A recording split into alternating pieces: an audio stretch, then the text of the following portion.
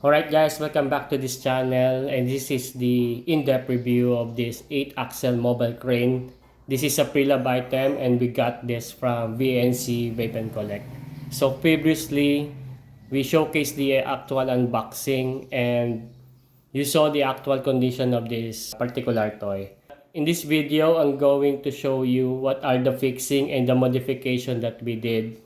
Alright, so first thing first, we did fix the SSE or the super lift equipment, which is this part. So nung nakuha natin to, broken na yung isang part dito. And we found out na brittle na yung mga parts na yon. So ito siya. Mga putol-putol na sila. Ito mga to.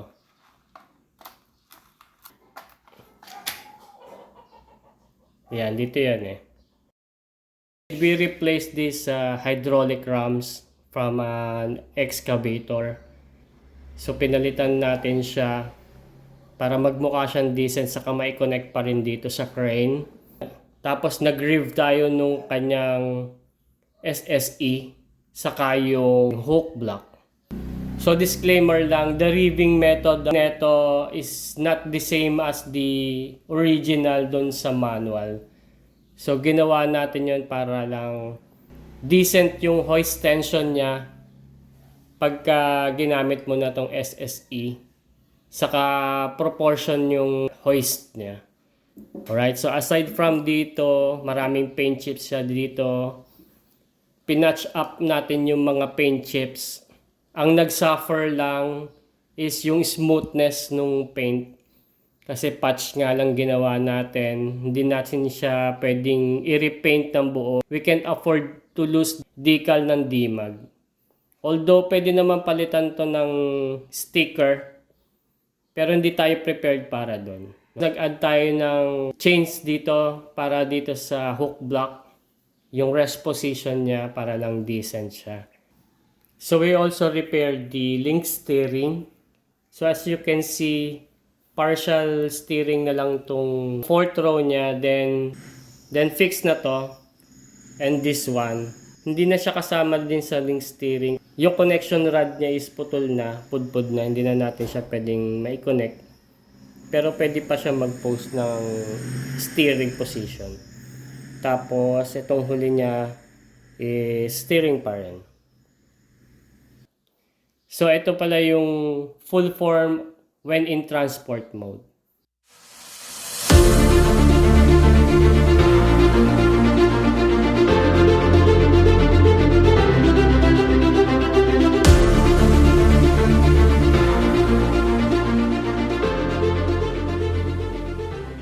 This is the farthest lang na pwede natin gawin when erecting this boom. Isa sa cons kasi sa Conrad, yung hydraulic jacket niya is friction lang. Wala siyang locking position. Hindi tulad ng mga WSI. So very stiff na yung nasa loob nito. Hindi na natin siya maiunat masyado. So far dito sa outriggers niya is okay naman. This is a start type 2-stage outriggers. So far so good. Itong cab niya dito sa likod, okay pa yung friction neto. Hindi na lang natin siya ginalaw kasi naipo-position naman siya.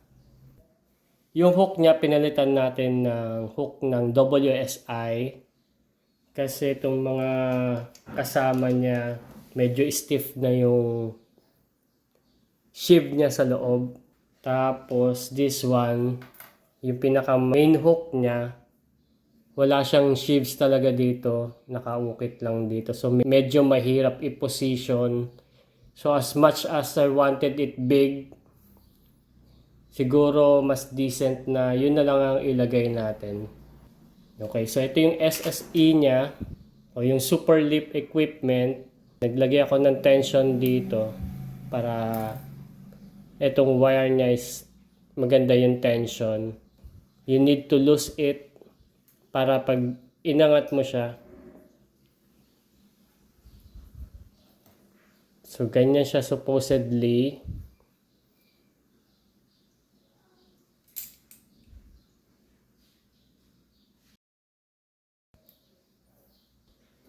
Yan, tapos we roll this para mag-tension ulit yung wire.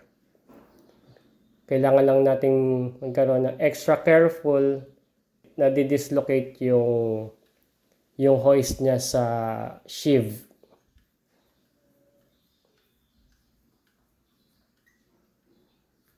Pero madali naman i-fix. So para hindi siya bumabalik kaagad, kailangan ko ilagay ito para may tension yung wire.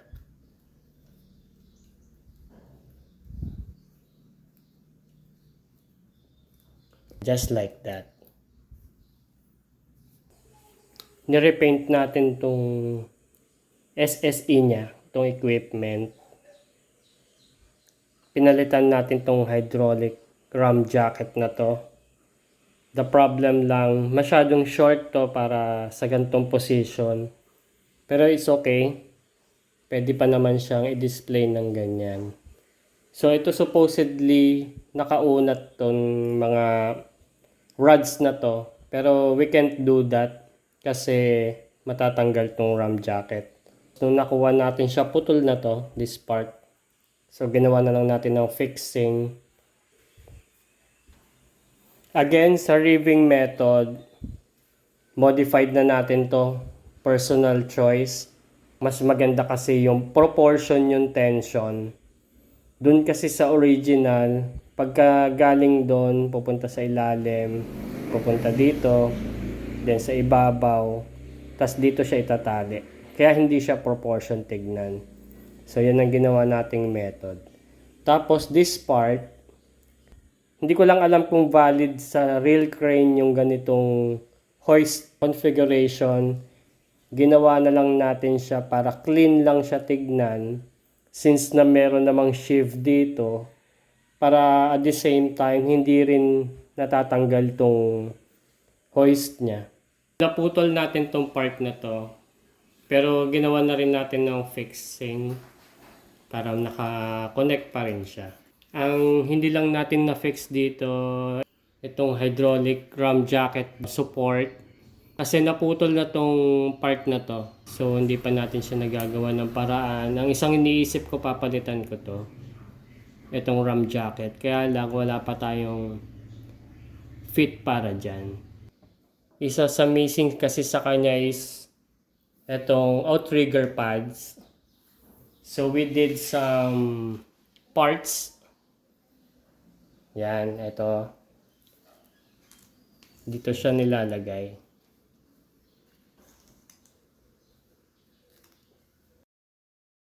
By doing it so, you can configure this mobile crane wheels free. So yun ang purpose niya. Sa model pala na to, wala talaga siyang spreader plates. Yung outrigger pads lang is enough na. Pero nag-prepare pa rin tayo ng spreader plate.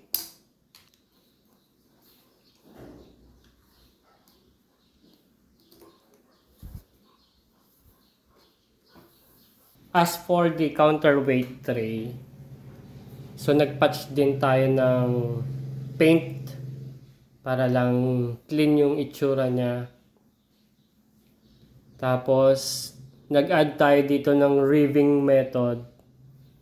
Actually, itong hoist na to, saka itong sheaves na to, para to dun sa laughing jib, which sa mga model na ganito is sold separately. Okay, so far, ang isang missing din dito is yung link pin.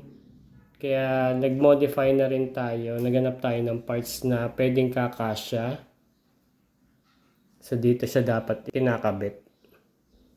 So anyway, sa counterweight tray, included pa naman dito yung itong part na to. Ito yung counterweight support. Dito siya nilalagay, guys. Where pwede mo siyang i-position o i-display as andito yung counterweight.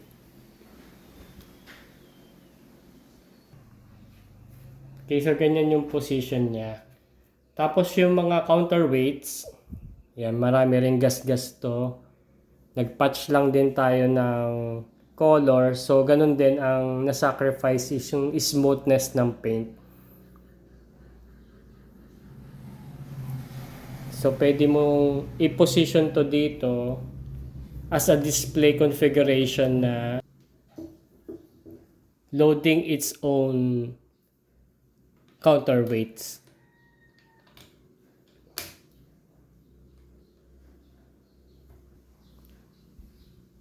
So, ganyan talagang position niyan. Kasi pwede mong i-rotate to that supposedly pwede mo siya i-display na kakabit niya yung sarili niyang ballast.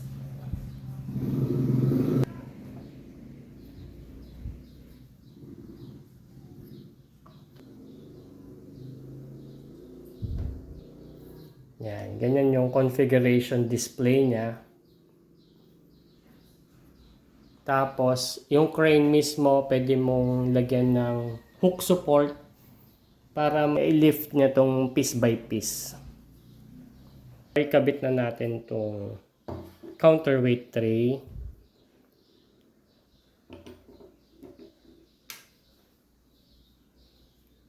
So, dito yung position niya.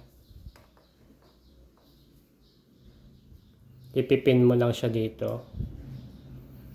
But be careful kasi when hindi mo nakuha yung actual position ng pin, hindi siya balance.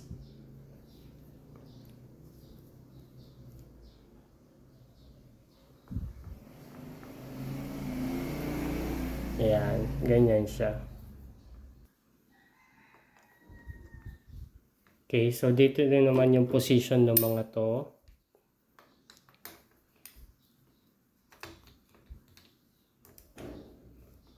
Ito natatanggal to piece by piece.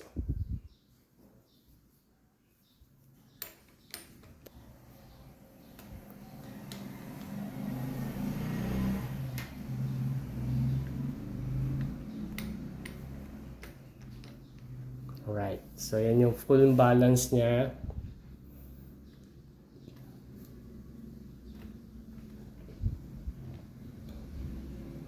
So far, ang review natin sa Conrad, wala siyang handrails saka access ladder para sa operators.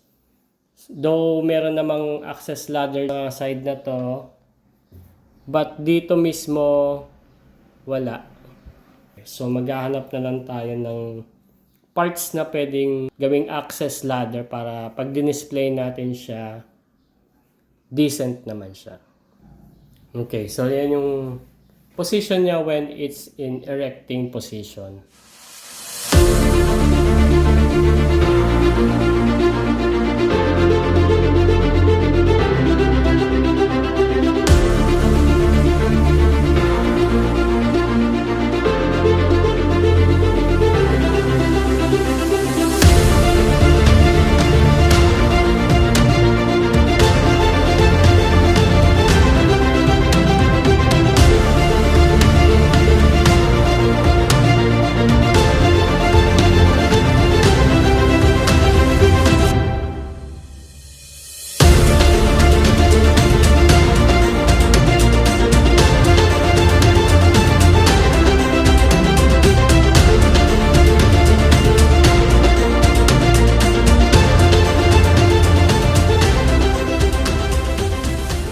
Okay, so that's much of it, guys. If you like more of this diecast product review, just follow my page. I have a TikTok, Facebook, and YouTube account. So please stay tuned for more.